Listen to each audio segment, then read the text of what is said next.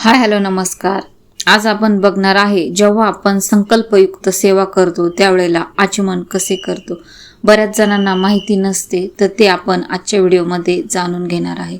तर आचमन कसे करावे याकरता त्याची योग्य पद्धत काय आहे हे मी तुम्हाला सोप्या भाषेत सांगणार आहे, त्यामुळे हा व्हिडिओ शेवटपर्यंत पूर्ण नक्की पहा। प्रत्येक पूजेची सुरुवात आचमन करूनच का केली जाते, तसेच हिंदू पूजेची सुरुवात आचमनाने केल्यामुळे अनेक जण परंपरा म्हणून आचमन करतात। त्यामागील शास्त्र, अध्यात्म आणि विज्ञान आपण समजून घेत नाही। तर तुम्ही कधी आचमन केले आहे का? करताना कधी चुकी झाली आहे का? हे मला नक्की सांगा। आचमन म्हणजे काय? तर बघा, आचमन म्हणजे भगवान विष्णूंचे स्मरण करत पवित्र जल ग्रहण करून शरीर, मन आणि वाणी यांची शुद्धी करणे। कोणतेही शुभ कर्म, पूजा, जप, होम, व्रत किंवा संध्यावंदन सुरू करण्यापूर्वी आचमन करणे आवश्यक मानले जाते।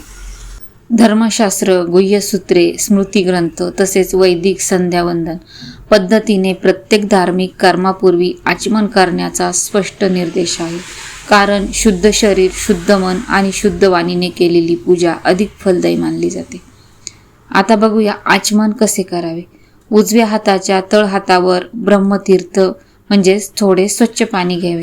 त्यानंतर 3 वेळा म्हणजे ओम केशवाय नमः पहिले आचमन, ओम नारायणाय नमः दुसरे आचमन, ओम माधवाय नमः तिसरे आचमन।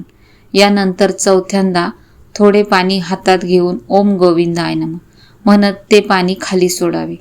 तर बघा, पहिल्या 3 वेळा तुम्ही जेव्हा तळहात करता आणि त्यावर पाणी घेता तेव्हा ओम केशवाय नमः, ओम नारायणाय नमः आणि ओम माधवाय नमः हे जेव्हा म्हणतो तर 3 वेळेला आपण ते पाणी पिऊन घ्यायचं असतं आणि चौथ्यांदा ओम गोविंदाय नमः म्हणतो ना त्यावेळेला ते पाणी जमिनीवर खाली टाकायचं असतं।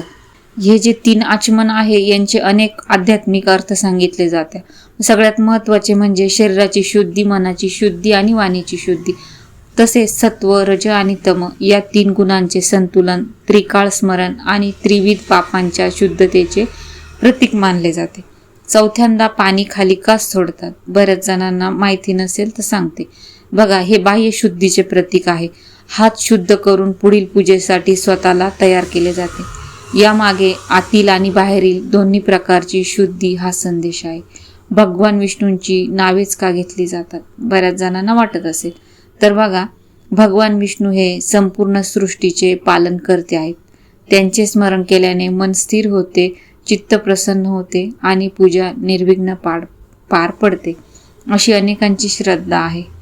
यामुळे काय होतं, आपण जेव्हा संकल्प करून सेवा करतो म्हणजे आचमन करून जेव्हा सेवा करतो तर ती लवकर फळाला पोचते, म्हणजे त्याचं जे आपल्याला जे काही पाहिजे तर ते आपल्याला लवकरात लवकर प्राप्त होतं।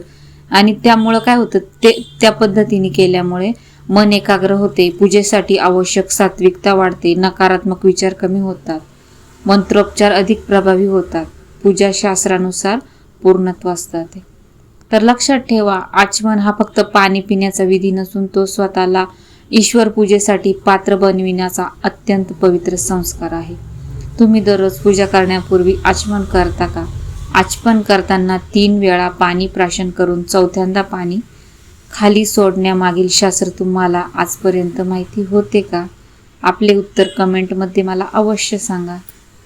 आणि हा व्हिडिओ जर आवडला असेल तर व्हिडिओला लाईक करा, जास्तीत जास्त शेअर करा, जेणेकरून अधिकाधिक लोकांपर्यंत ह्या छान छान माहिती आणि परंपरा जी आहे ती इतर लोकांपर्यंत पोहोचायला मदत होईल।